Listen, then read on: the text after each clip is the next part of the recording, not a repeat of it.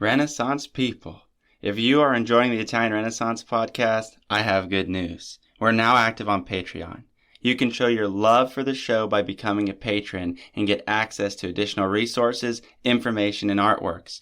Better yet, those who join the Renaissance Master or Renaissance Patron tier will get access to at least one additional podcast episode each month. My goal is to ensure that the main podcast remains a free, accessible source for everyone. Become a patron today through the link in the show notes to support the continued production of new episodes and help build and maintain this community. The Italian Renaissance shop is now also active on Etsy, linked in the show notes. Sport our logo or choose from a growing selection of Italian art-inspired designs. Discounts are offered to select Patreon tiers as well. Your support has my immortal gratitude. Now, enjoy the show.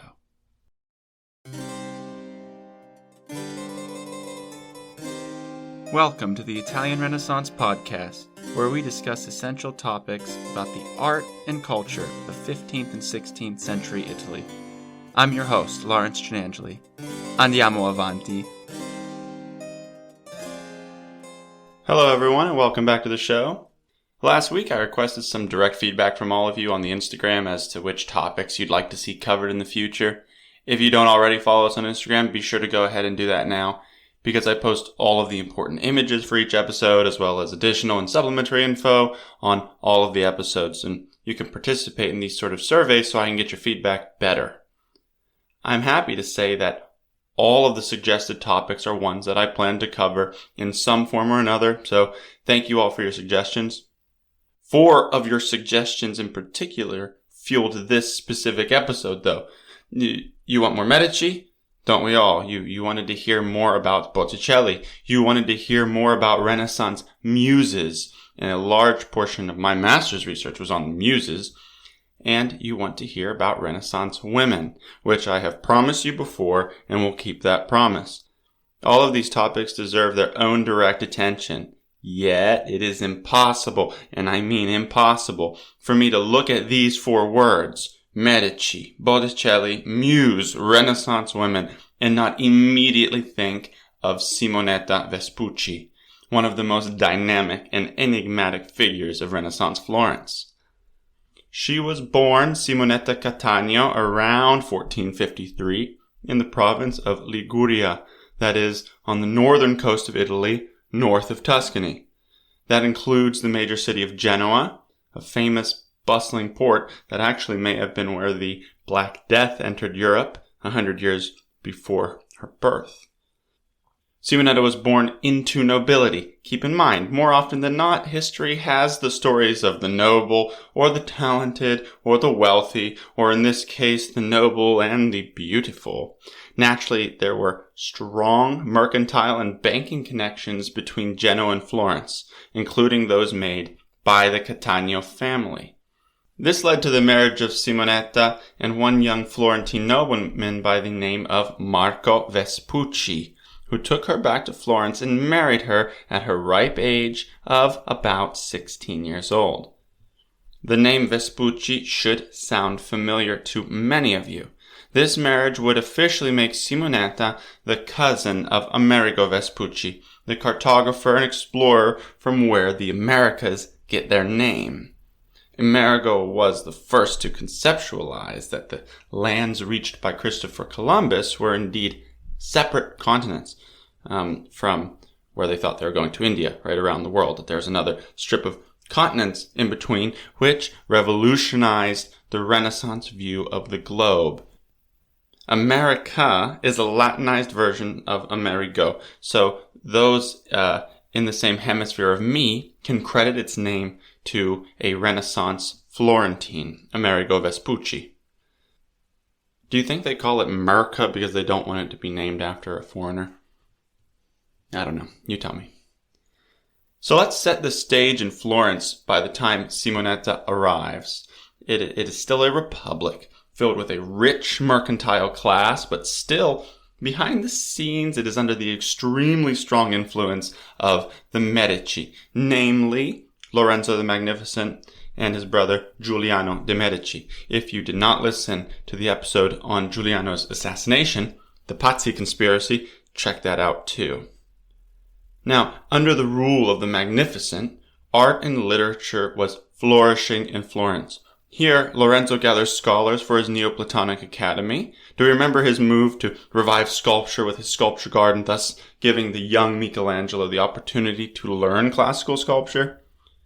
By the 1470s, among the many Neoplatonic practitioners was the famous Sandro Botticelli and the marvelous poet and classicist Angelo Poliziano. These men, among many others, were at the center of the cultural revival of antiquity, but we always have to keep in mind that that corresponds to and combines with their own contemporary culture. Keep these names in mind. Botticelli, you know. Poliziano, I've mentioned him before. This might be a new one for you, but we're going to talk about him in better detail. For them, exterior beauty can parallel the internal beauty of the soul, lingering ideals from the dolce stil novo of Dante, but further expanded by their rigorous study of Plato, who believed that the most perfect form is beautiful, and that beauty itself expresses that which is good. Although beauty itself is entirely subjective, this Neoplatonic group decided what the canon of beauty was in their time through art and poetry. So the arrival of Simonetta Vespucci in Florence manifested a reality to what their ideal was, and she was immediately a cultural icon in her own time. She was so beautiful that a large collective of creative power that helped shape the Renaissance took her as their muse. Muse. This is an important term to understand, especially in that it evokes so many meanings. Traditionally, a muse would be one of a pair of 9 Greek minor deities who preside over the arts and sciences, each one of the 9 corresponding to a specific variety of art or science. So, an ancient Greek may call upon a specific muse to inspire a form of creativity. It's where our modern word museum comes from, a place where the muses are, where their work and inspiration is presented to us. But then we have the proto-Renaissance muse, such as Petrarch's Laura and Dante's Beatrice. This is a woman of divine spirit who captures the poet, typically at first sight, compelling them to make lengthy verse about their love and affection for said muse. It is a type of love closer to Plato, maybe one of Eros, right? Eros meaning erotic love. Put that in your vocabulary. But it's not entirely erotic because it is confined by a more medieval code of conduct that is fueled by a orthodox form of Christianity that it was existing in the 1300s when they were writing. A more Greek eros, though, is permitted in the Renaissance by its developing shift in cultural standards. And we'll see how that is manifest through Simonetta very soon. For these artists, she is the physical embodiment of beauty that inspires them to depict her because her beauty is representative of a Platonic perfection that simultaneously expresses a variety of perfect goodness. But can also have an erotic charge to it. Does all of that make sense? Stick with me here. And all of this didn't just happen on its own. And there's a great deal of romanticizing speculation around the development of Simonetta as a Renaissance pop star. Because she was a pop star by our modern conception of it, no doubt, or supermodel or something like this. So for this, we have to look at the events of the joust of 1475 that was held in the Piazza Santa Croce. Giuliano de' Medici entered the joust bearing a banner painted by that wonderful hand of the artist Sandro Botticelli, who, as we said, was in his immediate circle, But this banner, this sigil, or this flag, was bearing the image of Simonetta Vespucci as the deus Pallas Athena. It said that an expression in French was included under her image, la sans pareille, the unparalleled one, the one who has nobody who can compare to them. She subsequently earned the nickname La Bella Simonetta. Can we imagine the magnificence of such an event?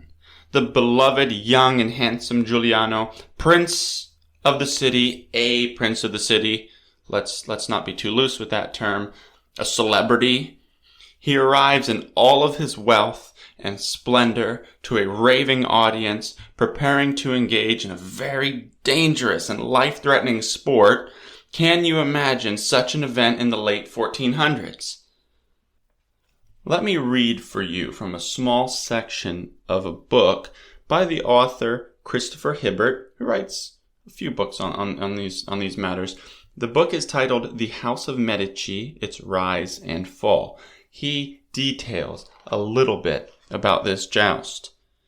He says, "And where the even more strikingly beautiful Simonetta Cattaneo, the consumptive, dying young wife of Marco Vespucci, a woman with whom Giuliano himself was said to be deeply in love, was led to the throne of the Queen of Beauty," a title given to certain people during these jousts, right?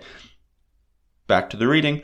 "Giuliano appeared before her, wearing her favor on one of a series of specially designed costumes, which were believed to have all cost in all no less than 8,000 florins.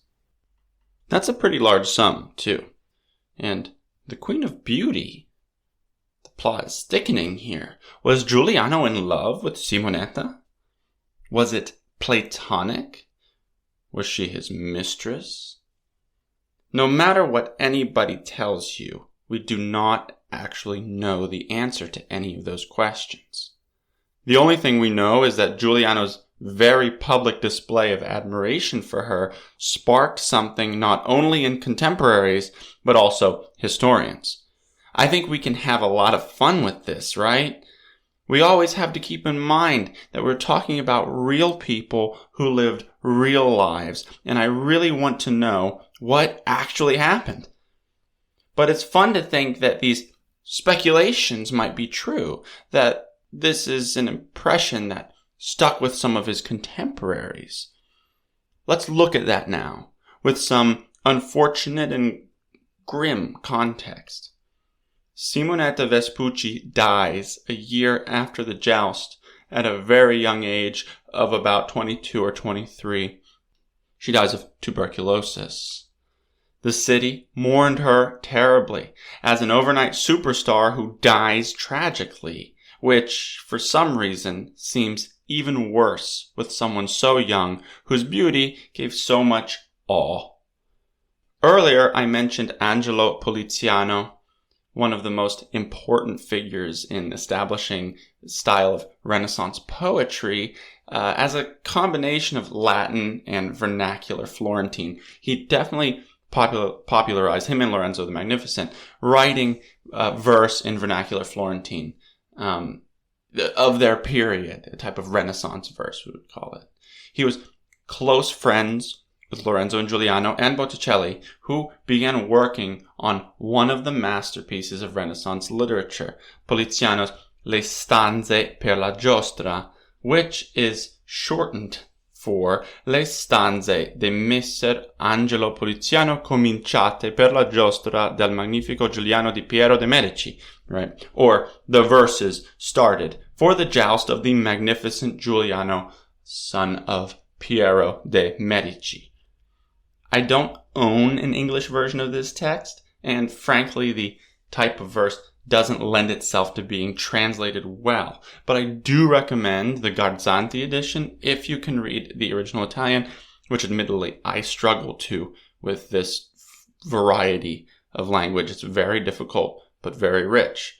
So if you want to try it, the Garzanti edition includes additional work by Poliziano as well, such as his Rime and Orfeo, which are also likewise fantastic.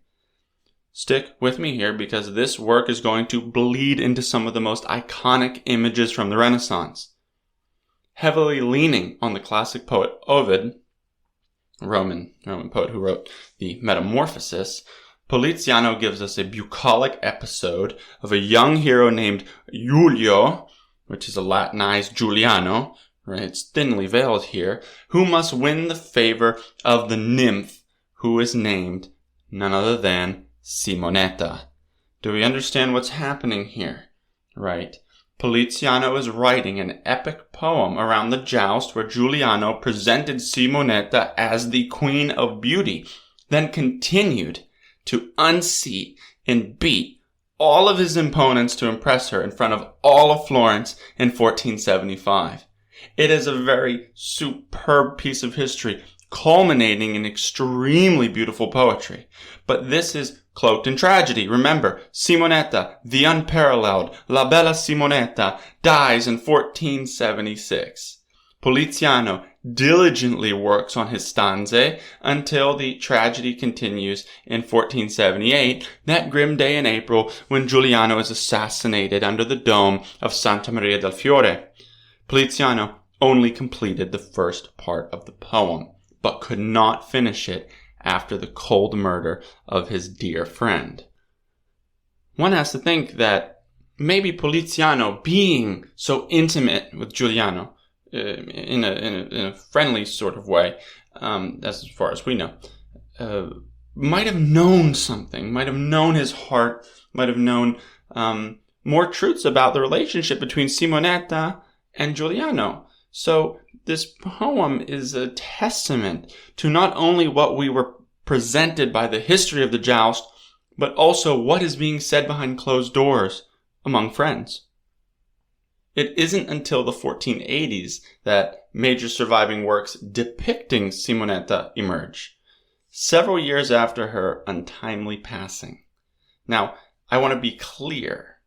Much like our love affair, many of these attributions are still speculative or are attributed without 100% confidence as it relates to the stanze of Poliziano and to artist Botticelli. 3 exceptional works may indeed depict Simonetta, and the scenes are pulled directly from Poliziano's verse.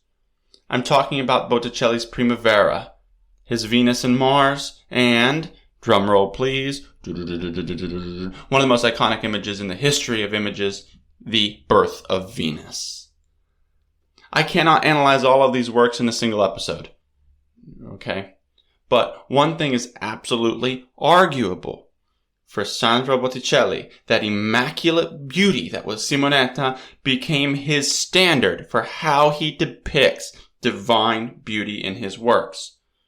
These are 3 Venuses who reportedly bear her likeness. 3 Venuses whose stories come from, although not directly in part, the epic verse of Poliziano that details whatever type of love there was between Giuliano and Simonetta.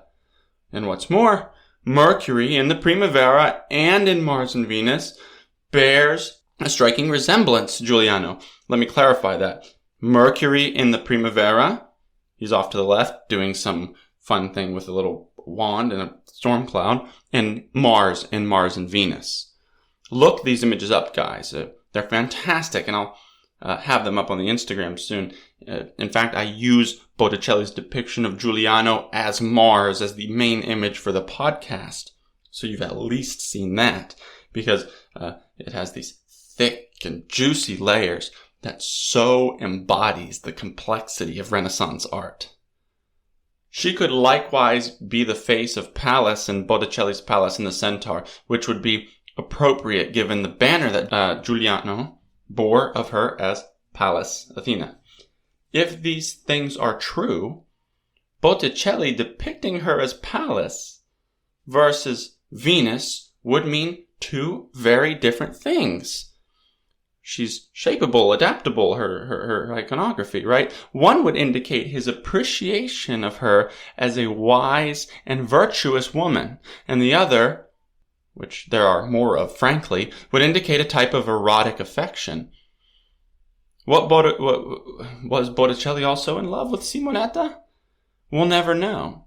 But keep in mind that type of beauty that inspires even eros, even the erotic, is a type that holds an internal type of perfect good inside of it. So even erotic affection can be read as virtue, if that makes sense, okay? It's likewise argued that, particularly with the birth of Venus, that it's simply a romantic fantasy that Botticelli incorporated her into that work.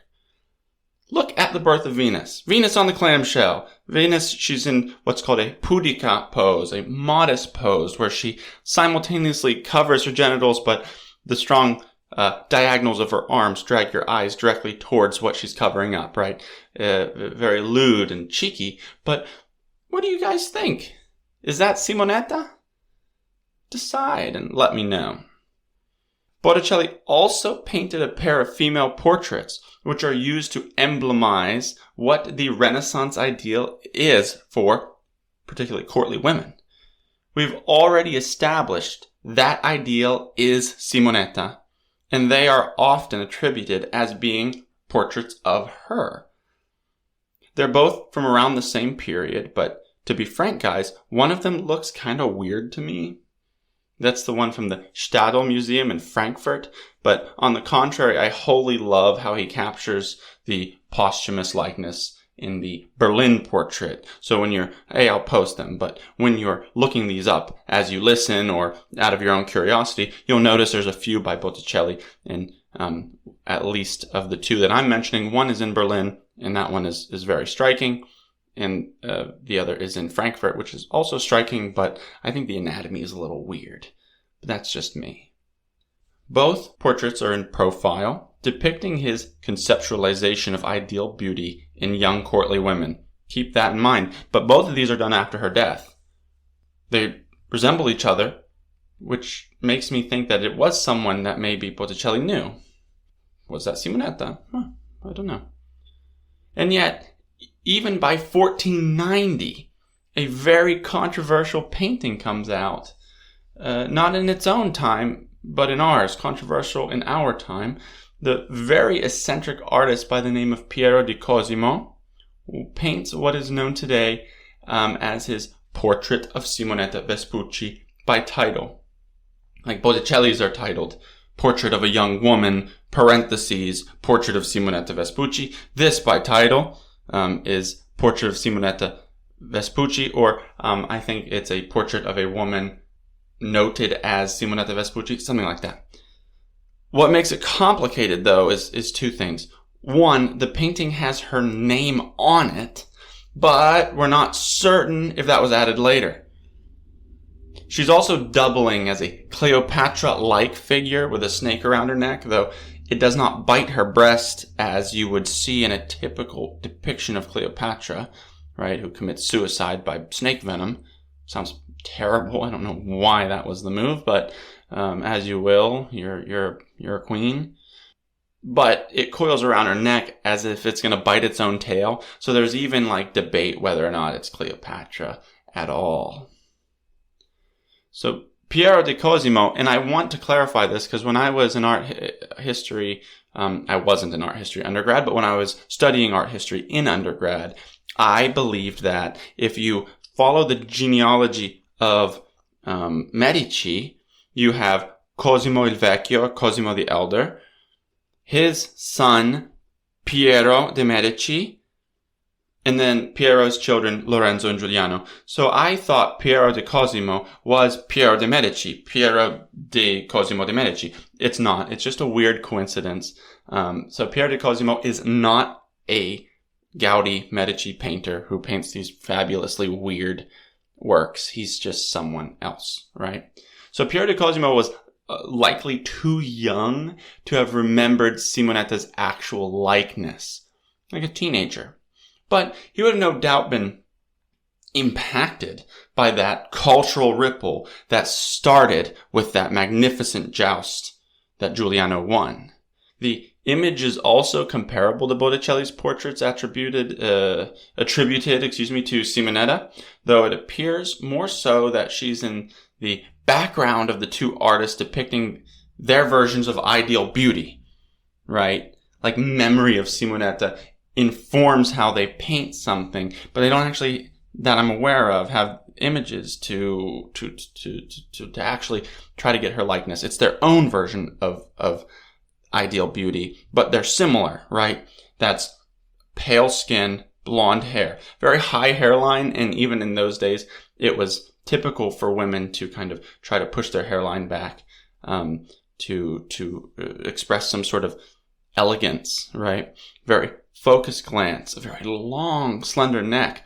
Only I think Botticelli gives a much more aesthetically pleasing image than Piero di Cosimo to us, to the modern eye. So here's a question that I want to offer on this, or probe, I suppose.